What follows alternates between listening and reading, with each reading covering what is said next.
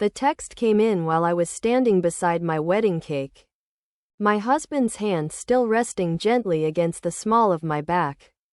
What did you do? 3 seconds later another message arrived. Brooke is hysterical. Then another. The country club is threatening to shut the event down. I stared at the screen while soft jazz floated through the ballroom behind me. My guests were laughing quietly. Someone clinked a champagne glass. Across the room one of my old Air Force colleagues was helping my 72-year-old neighbor cut into a tray of cannoli. And suddenly, for the first time in my entire life, I realized something terrifying. My father had never once expected me to stop saving them. Not when he forgot my birthdays during deployment. Not when he skipped my promotion ceremony. Not even when my own family abandoned my wedding to attend my sister's engagement party instead. Because in their minds I would always come back. Always forgive. Always pay. I looked down at the glowing screen one more time while my father's next message appeared. Please answer me. I smiled slowly. Then I typed 6 words that made my father go completely silent. You chose her. Live with it. The truth was my revenge had started months before any of them even realized there was a war. My name is Vanessa Hale and this is the story of how my family missed my wedding and lost everything the very same night. When people picture military officers, they usually imagine someone loud, commanding, impossible to ignore. My father certainly did. Growing up in rural Georgia, he used to tell people his daughters would either become beauty queens or disappointments. Brooke became the beauty queen by age 16. I became the disappointment around the same time I learned how to field strip an M4 rifle faster than most boys in ROTC. Brooke had blonde hair that bounced when she laughed and a way of making every room revolve around her. Men bought her drinks before she was old enough to legally order them. Teachers forgave late assignments because she smiled apologetically and touched their arm. Even when she wrecked Dad's truck at 19. Somehow he ended up apologizing to her. I was different. Taller. Quieter. More controlled. Dad used to say I walked like I was marching into battle even when I was carrying groceries into the house. By 23, I was commissioned into the United States Air Force. By 34, I was a major overseeing logistics operations that involved more money in a month than my father had earned in his entire lifetime. But none of that mattered back home. To Dad, Brooke was still his pride. I was simply useful. I learned that distinction early. When Mom needed surgery and insurance wouldn't cover the specialist in Atlanta, I wired $12,000 without hesitation. Dad told relatives Brooke had helped coordinate everything. Brooke posted inspirational quotes online while I sat beside Mom's hospital bed for 4 nights straight, sleeping upright in an uncomfortable vinyl chair. When Dad's construction business nearly collapsed after 2 bad investments, I quietly refinanced part of the debt through connections I had built over years of disciplined financial planning. He told people the market recovered. And every Christmas, every birthday, every family reunion, Brooke somehow remained the center of attention while I remained the emergency contact. Still, some stubborn part of me kept hoping things would change. Maybe that's what daughters do. Maybe we keep trying long after common sense tells us to stop. I met Adam 2 years before the wedding at Ramstein Air Base in Germany. He was a flight surgeon with tired green eyes and the calmest voice I'd ever heard. Unlike most people, he never tried to compete with me, never mocked my schedule, never called me intimidating. On our 3rd date, I apologized for checking work emails during dinner. He smiled and said, "You don't have to shrink around me, Vanessa." I almost cried right there in the restaurant. Adam understood silence. He understood duty. He understood the strange loneliness that comes with spending years learning how to survive impossible situations while pretending they don't affect you. When he proposed to me on a quiet beach in North Carolina during leave, There were no photographers, no audience, just wind off the ocean and his hands trembling slightly as he held the ring. For the first time in years, I let myself believe I could build something gentle. We mailed the wedding invitations 4 months in advance because military schedules are complicated. I chose cream-colored stationery with navy lettering. Elegant, but understated. Very Adam. Very me. Mom cried when she received hers. Brooke texted back 3 days later. So formal. Lol. Dad called me exactly once during the planning process. You sure you want to do it Memorial Day weekend? He asked. People travel. We checked with everyone important, I replied carefully. He grunted. Seems expensive for 1 day. That was it. No questions about flowers. No excitement. No offer to walk me down the aisle. Just mild irritation like I'd informed him about road construction near his favorite fishing spot. Adam noticed my expression after the call ended. He doesn't deserve you, he said quietly. I hated how badly I wanted that not to be true. 2 weeks later, Dad hosted a family barbecue at his house. The Georgia heat was brutal that afternoon. Thick enough to make the air feel sticky in my lungs. Country music played from old speakers near the deck while Dad worked the grill like he was auditioning for a beer commercial. Brooke arrived 40 minutes late wearing white linen pants and oversized sunglasses. Her new boyfriend, Garrett, followed behind her carrying a bottle of expensive champagne like a prop. Garrett came from money, real money. His family owned several car dealerships across Alabama. Dad practically glowed whenever Garrett spoke to him. Halfway through dinner, Brooke tapped her wine glass dramatically. We have news, she announced. Dad immediately grinned. Garrett stood, loosened his collar, and wrapped an arm around Brooke's waist. We're engaged. Everyone erupted. Mom gasped. My Aunt Sandra actually started crying. Dad slapped Garrett on the back so hard I thought the man might choke on his beer. Brooke lifted her left hand, showing off a diamond large enough to redirect aircraft. Then came the second bomb. We booked the engagement party already, she said excitedly. Memorial Day weekend at the Magnolia Crest Country Club. My stomach tightened. That was my wedding weekend. I looked at Brooke carefully, waiting for the punchline. Waiting for the correction. Instead, she smiled directly at me. The venue only had that Saturday available, she said with a tiny shrug.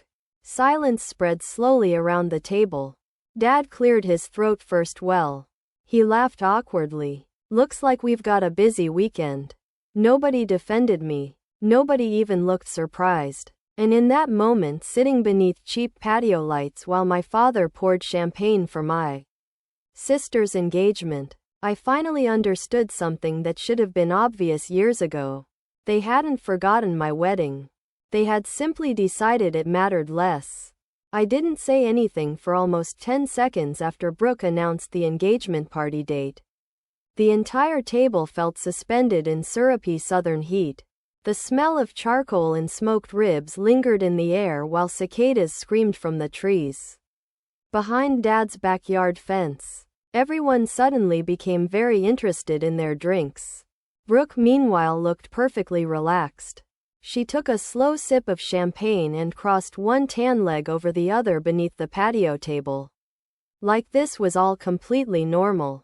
I stared at her. You booked it on my wedding day. Her eyebrows lifted slightly behind oversized sunglasses. Oh my God, Vanessa. Not everything is an attack. Dad sighed immediately, already irritated with me instead of her. Brooke said the venue was limited. Our invitations already went out, I replied carefully. Garrett jumped in with an uncomfortable laugh. Honestly, we didn't even think. That's the problem, I said. Silence. Brooke slowly lowered her glass onto the table. There are 2 events, she said. People can choose. Choose? The word hit harder than it should have. Because deep down I already knew exactly what would happen. Dad leaned back in his chair and wiped barbecue sauce from his fingers. Honey, Your sister's older. She's been waiting a long time for this. I almost laughed out loud. Brooke was 38 years old and had broken off 2 previous engagements because one man wasn't ambitious enough and the other looked tired in photographs. Meanwhile, Adam and I had spent years building a relationship across deployments, emergency calls, and 12-hour time differences. But somehow Brooke was still the fragile one. Still the priority. Mom finally spoke softly. Maybe one event could shift by a day. Brooke's face tightened instantly. The country club is booked solid. Dad nodded. And your wedding venue probably is, too. It is, I said. Then there you go. I looked around the table slowly. Nobody was on my side. Not really. Not openly. A familiar exhaustion settled into my chest. The kind I used to feel returning from deployments after 72 hours awake. That same emotional numbness. The same realization that survival required shutting certain feelings off. Brooke reached over and squeezed Garrett's arm dramatically. We're just trying to celebrate our happiness, too. I finally looked directly at her. You knew exactly what date you picked. Her smile thinned. Then came the line that changed something permanently inside me. Well, she said lightly, your wedding is pretty small anyway. Dad chuckled under his breath like that was somehow reasonable. Adam set his beer down very carefully beside his plate. I knew that expression on his face. Controlled anger. Dangerous calm. Actually, he said evenly, our wedding is exactly the size we wanted. Brooke rolled her eyes slightly.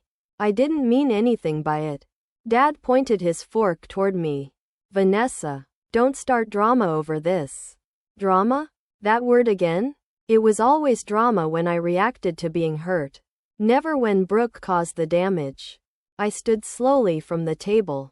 No, I said quietly. I'm just done rearranging my life to make hers easier. The entire backyard went silent except for the buzzing insects. Dad's expression hardened immediately. What's that supposed to mean? It means I'm not changing my wedding date. Brooke threw up both hands. Nobody asked you to. Dad looked directly at me. Your sister's engagement is important. And my wedding isn't? That's not what I said. But it was exactly what he meant. The drive home that night felt painfully quiet. Georgia pine trees blurred past the windows while humid rain clouds gathered overhead. Adam kept one hand loosely on the steering wheel. You okay? I stared out the passenger window for several seconds before answering. I think tonight finally killed something.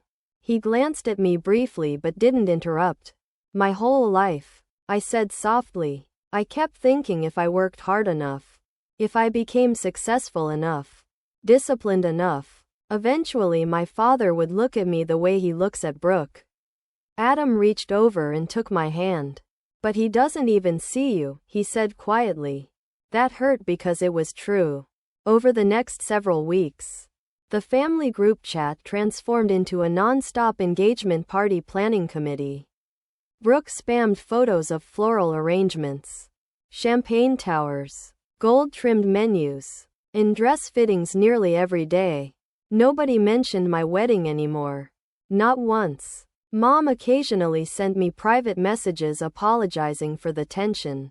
But even she sounded exhausted by trying to keep peace between impossible people. Then the phone calls from relatives started. First Aunt Sandra. Honey, she said gently. Your father's under a lot of pressure financially right now. Brooke's engagement means a lot to him. I nearly laughed. Financial pressure. If only she knew. Then cousin Megan called. Couldn't you postpone a few weeks? She asked. Your sister already paid deposits. So had I. Thousands of dollars worth. Non-refundable. But somehow that never mattered when the sacrifice was expected from me. A few days later Dad called while I was reviewing logistics reports at Peterson Space Force Base. I answered because some childish part of me still hoped. Listen, he said without greeting.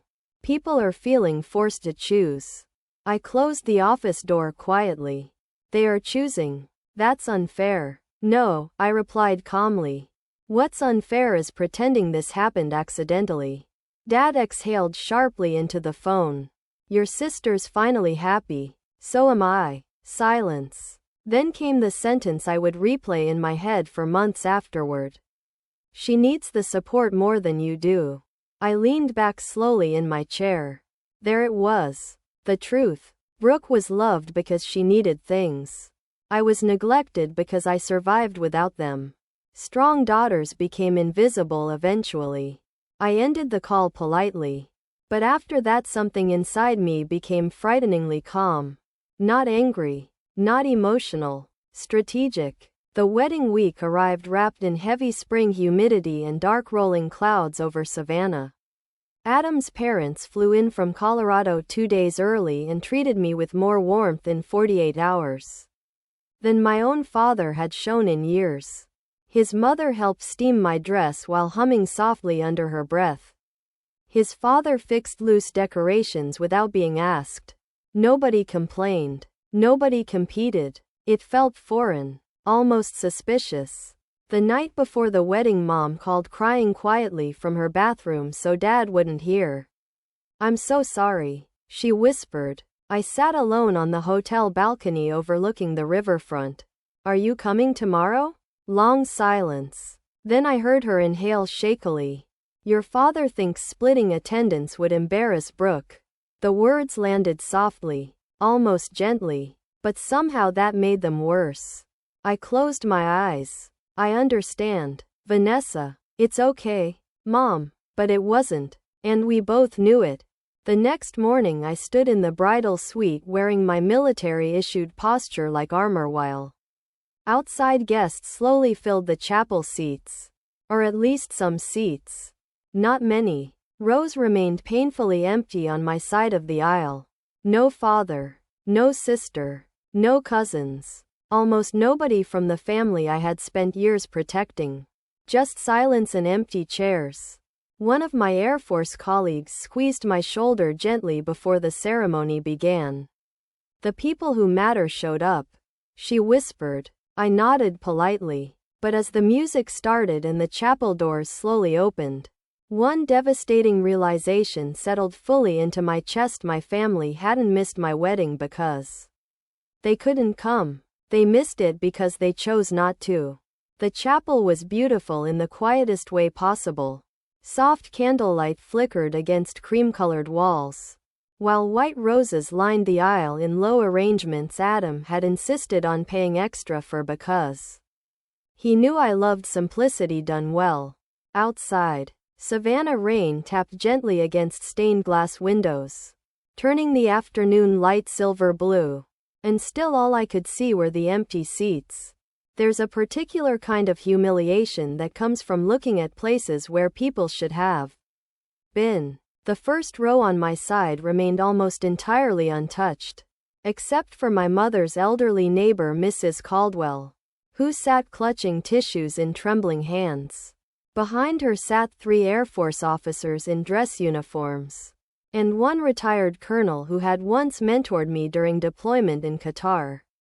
That was it. Meanwhile, Adam's side overflowed with people. Friends, relatives, former colleagues, laughter, warmth. His family looked at me with genuine affection, which somehow made the absence of my own hurt even worse. The organ music began softly. I stood at the back entrance gripping my bouquet while my wedding coordinator whispered, "Ready? Number?" But I nodded anyway, because military training teaches you something useful very early. Sometimes your body moves forward long after your heart stops cooperating. The chapel doors opened. Every guest stood, and for one split second, the ache inside my chest almost disappeared when I saw Adam waiting at the altar. He looked overwhelmed already. His eyes immediately filled the moment he saw me. Not because my dress was expensive, not because the ceremony was impressive, but because it was me. That realization nearly unraveled me right there in the doorway. I walked alone down the aisle with my spine straight and my chin lifted exactly the way my father used to mock when I was younger. Walk like a normal girl. Vanessa, he'd say. You stomp around like you're invading a country. Now that same posture was the only thing holding me together. As I passed the empty front row, I kept my eyes fixed ahead. Do not look. Do not break. Just keep moving. Adam reached for my hands the second I arrived beside him. You're here, he whispered. Such a simple sentence. Yet somehow it felt like rescue. The ceremony itself passed in fragments I still remember vividly years later. The warmth of Adam's fingers. The faint scent of rain drifting through old wood doors. The sound of Mrs. Caldwell openly sobbing during our vows. The tiny tremor in Adam's voice when he promised, "You will never have to earn love with me." That line nearly destroyed me. Because I had spent my entire life doing exactly that. Earning, proving, performing, providing, and somehow still ending up emotionally unpaid. After the ceremony, guests gathered in a restored riverfront ballroom several blocks away. The reception wasn't extravagant, but it was elegant. Candlelit tables, navy linen runners, a jazz trio playing near the windows overlooking the Savannah River. Adam kept trying to make me laugh during photographs because he could tell I was drifting emotionally somewhere dark. You know, he murmured while the photographer adjusted lighting. Your father's missing excellent bourbon right now. I smiled faintly. There it is, the photographer said immediately. That smile. Hold that. For a while I almost managed to forget. Almost then my phone buzzed. Mom. I stared at the screen before answering. The reception noise softened around me as I stepped into a quieter hallway near the ballroom entrance. She sounded breathless. Vanessa. Honey? In the background, I could hear music. Loud music. Brooke's engagement party. I just wanted to say congratulations. Mom whispered quickly as though she were afraid someone might overhear. Thank you. Long silence. Then she broke. I should have been there. The words came out cracked and wet with guilt. I leaned against the hallway wall and closed my eyes. You made your choice. No, she whispered immediately. Your father made it for everyone. That sounded painfully believable. I heard voices behind her. Brooke laughing loudly. Dad speaking to someone. Glasses clinking. Mom lowered her voice further. Your father said it would look disrespectful if family members kept leaving Brooke's event for yours. Of course. He did. Public image. Appearances. Protecting Brooke's feelings. Always Brooke's feelings. Something cold settled deeper inside me then. Not rage. Rage burns hot and fast. This felt different. Permanent. I have to go. Mom whispered suddenly. Your father's looking for me. Before hanging up, she said one final thing. I hope someday you understand I loved you both. The line disconnected. I stood there staring at my reflection in the dark ballroom window for several seconds. Then I quietly turned my phone off. When I returned to the reception, Adam immediately noticed my expression. What happened? Nothing important. I lied. He studied me carefully. Adam had spent years treating trauma patients. He recognized emotional bleeding even when nobody else did. Without another word, he took my hand and pulled me toward the dance floor just as the jazz trio transitioned into an old Frank Sinatra song. We danced slowly beneath warm amber lights while conversations blurred around us. You know what? I think he said softly. What? I think your family has spent so many years treating you like the strong one that they forgot. Strength still belongs to a person.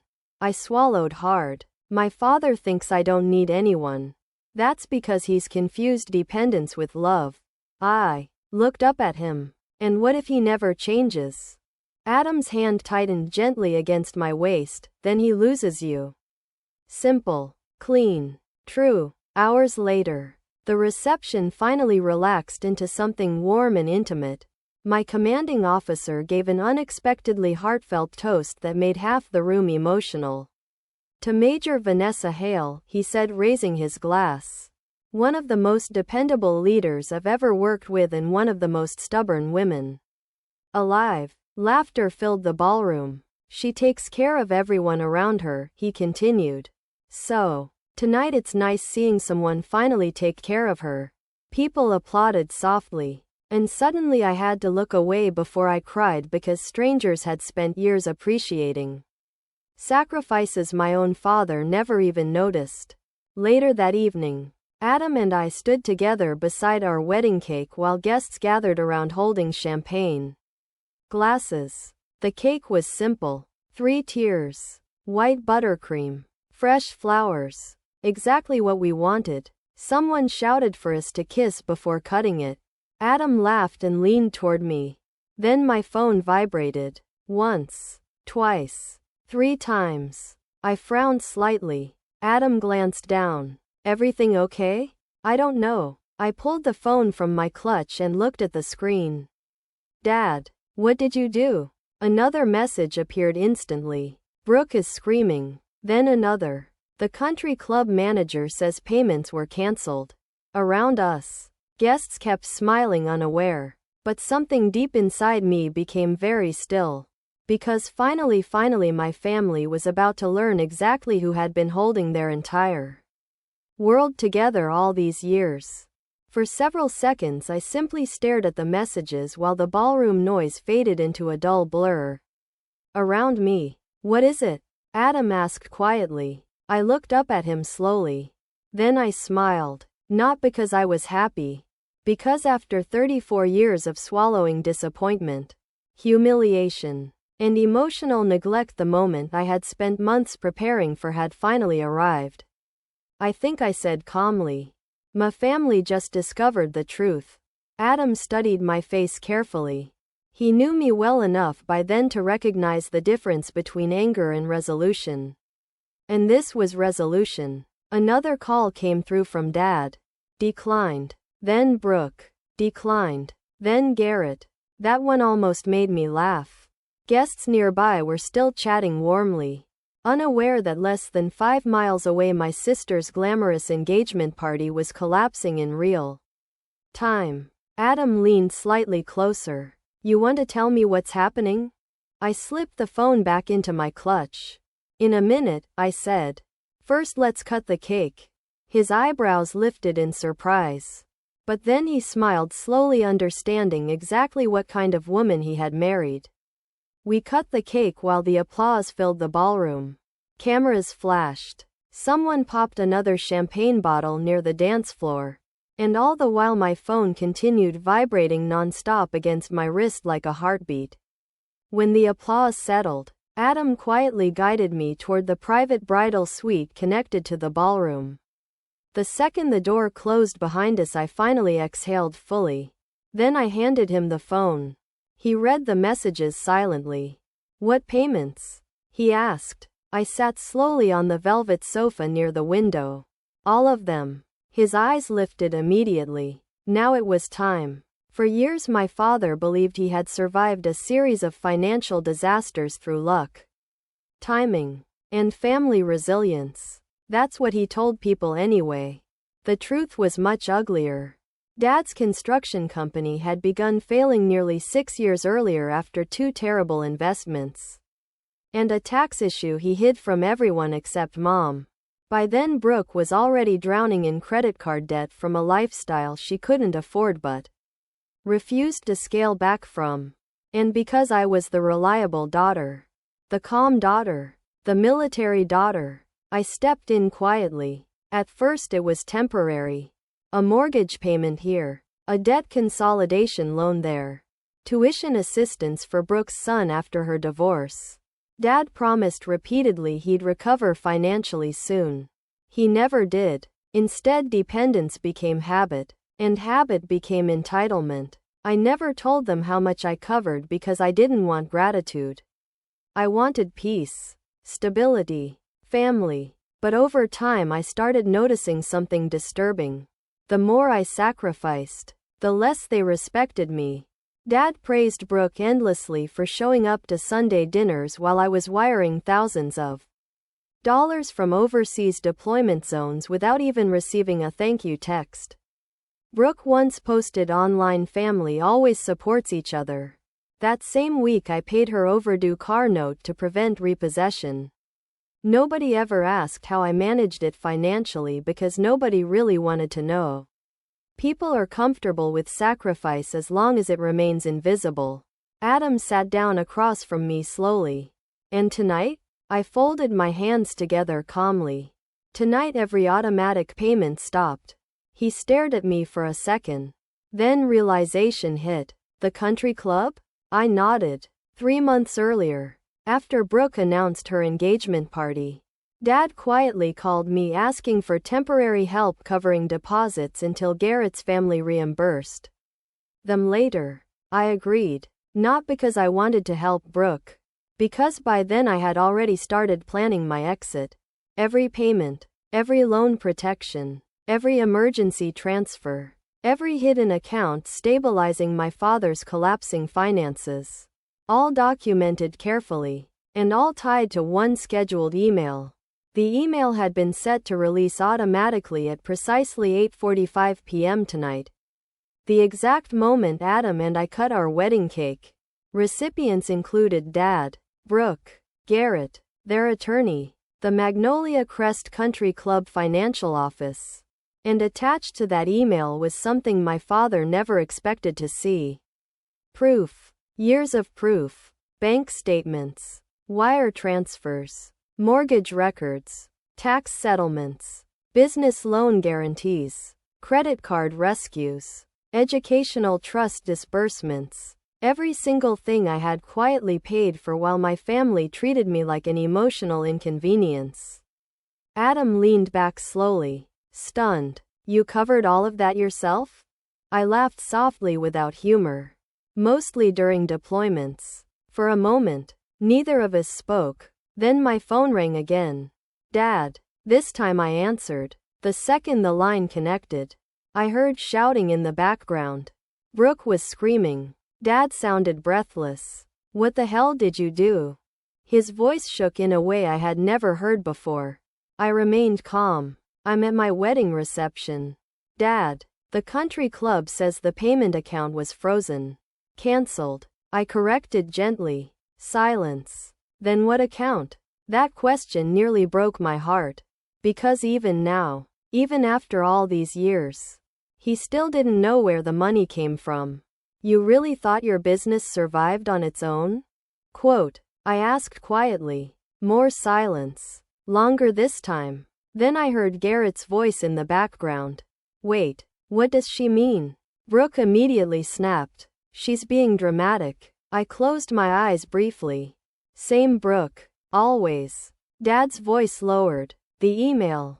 Vanessa. What is all this?"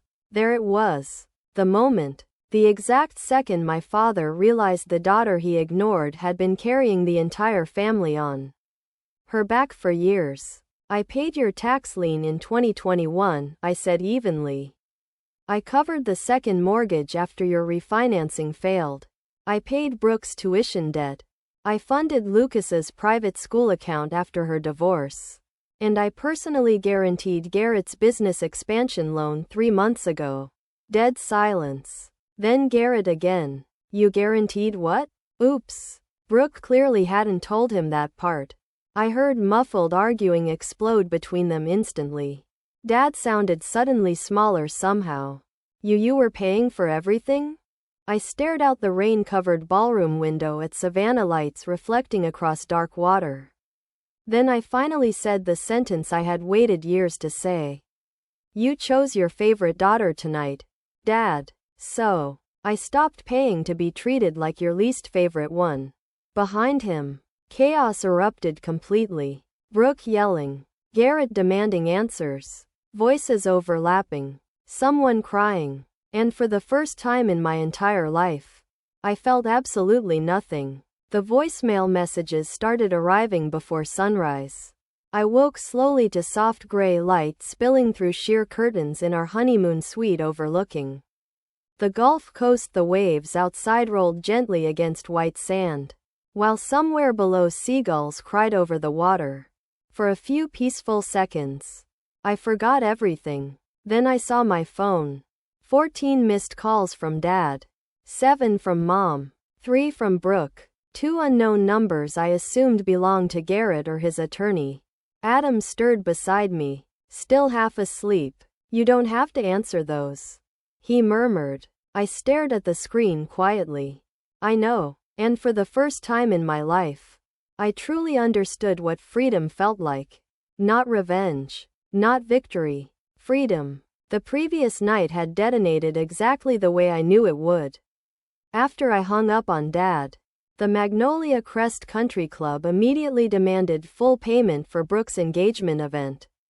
Once the guaranteed account tied to my financial authorization disappeared, Garrett, already humiliated in front of his wealthy relatives, learned the business loan he'd proudly been discussing for weeks only existed because I had personally guaranteed it through my investment portfolio. Brooke apparently tried blaming a bank misunderstanding. That excuse lasted approximately 12 minutes. By midnight, Garrett had left the party. By 1 o'clock in the morning, half the guests had gone home. And by sunrise, my father's carefully constructed illusion of control had completely collapsed. I listened to the first voicemail while Adam showered. Vanessa. Dad's voice sounded exhausted. Older somehow. Please call me back. We need to talk. Need. Not want. Not miss. Need. The second voicemail was from Mom crying softly. Your father didn't know. Honey. I swear he didn't know how much you were doing. That one almost made me laugh. Because ignorance becomes very convenient when someone else is carrying your weight. I deleted both messages. Over the next 3 days, pieces of the fallout reached me through relatives and social media. Garrett moved out of Brooke's condo almost immediately after discovering her financial situation was largely fictional. Apparently, she'd spent months implying the Hale family possessed substantial wealth and long-term trust funds.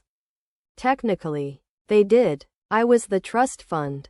Dad's business creditors began calling after overdue obligations resurfaced without my emergency payments quietly buffering them anymore.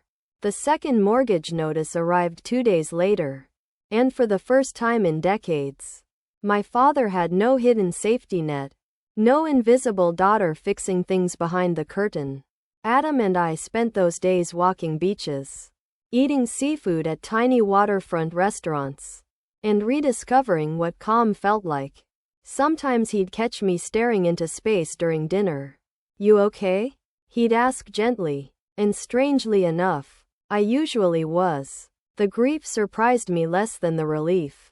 I had expected guilt, regret, second thoughts. Instead, I mostly felt tired. Tired in the deep spiritual way people become tired after carrying responsibilities they were never meant to hold alone. On the 4th night of our honeymoon, Mom called again.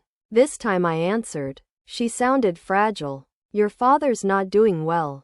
I leaned against the hotel balcony railing while warm ocean wind lifted my hair. What does that mean? He hasn't slept. He keeps going through old records. Of course he was. Probably trying to understand how many years his youngest daughter had quietly protected him while he praised someone else. Mom's voice cracked. He said he thought you were just stronger. That sentence settled heavily into my chest because there it was again.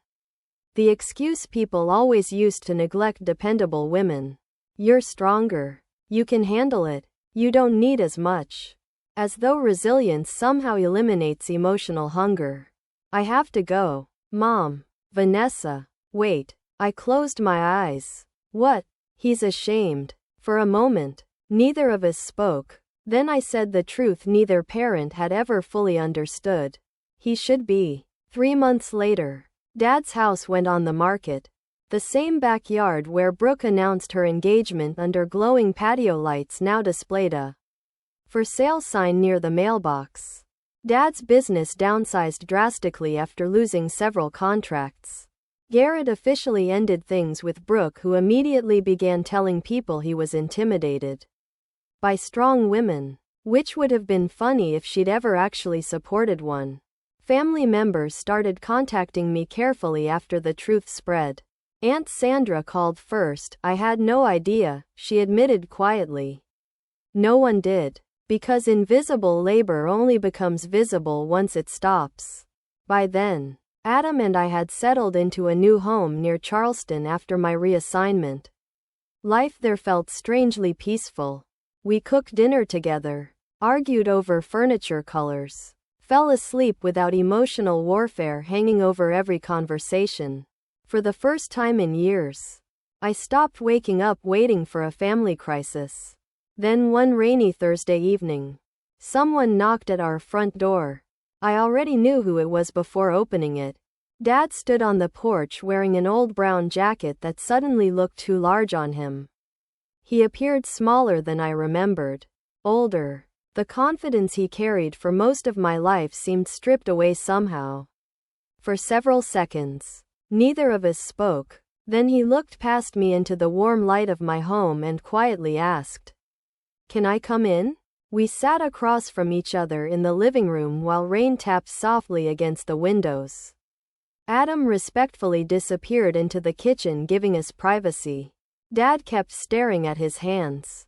"I didn't understand," he finally said. I waited. "You never acted like you needed anything." There it was. The core misunderstanding of my entire life. I folded my hands calmly in my lap. "So, you assumed I didn't deserve anything either?" His eyes immediately filled. But that's what happened." Dad swallowed hard. "I thought Brooke was more fragile." I almost smiled. Fragile? Interesting word for someone who destroyed everyone around her whenever life became inconvenient. Meanwhile, I had survived deployments, emergency evacuations, sleepless operations, and years of emotional abandonment without collapsing once. Yet, somehow I was the one expected to endure quietly forever. Dad's voice cracked suddenly. "Why didn't you tell us what you were doing?" That question finally broke something loose inside me. I looked directly at him.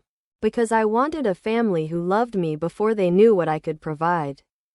He covered his face with one hand, and for the first time in my entire life, my father cried. Not loud, not dramatic, just the devastated, exhausted tears of a man finally forced to confront the daughter he failed to see. After several minutes, he whispered something so quietly I almost missed it. "Strong daughters still need fathers, don't they?" I felt my throat tighten instantly. "Yes," I said softly. "They do." When he left that night, neither of us pretended everything was fixed. Some damage survives apologies. Some grief arrives too late. But, before walking out the door, Dad paused on the porch and looked back at me one last time. "I am proud of you, Vanessa." The words landed gently, tenderly. Years too late, but real. After he drove away, my phone buzzed once more. A text message from him. "I love you. I always did." I stared at the screen while rain fell quietly outside and Adam wrapped an arm around my shoulders from behind. Then I smiled softly and finally let the past go. If this story touched your heart, tell me in the comments where you're watching from. And if you've ever known what it feels like to be the strong one in the family. I hope you remember this: being dependable does not mean being disposable. We share new emotional stories like this every day. So subscribe and stay with us for the next journey.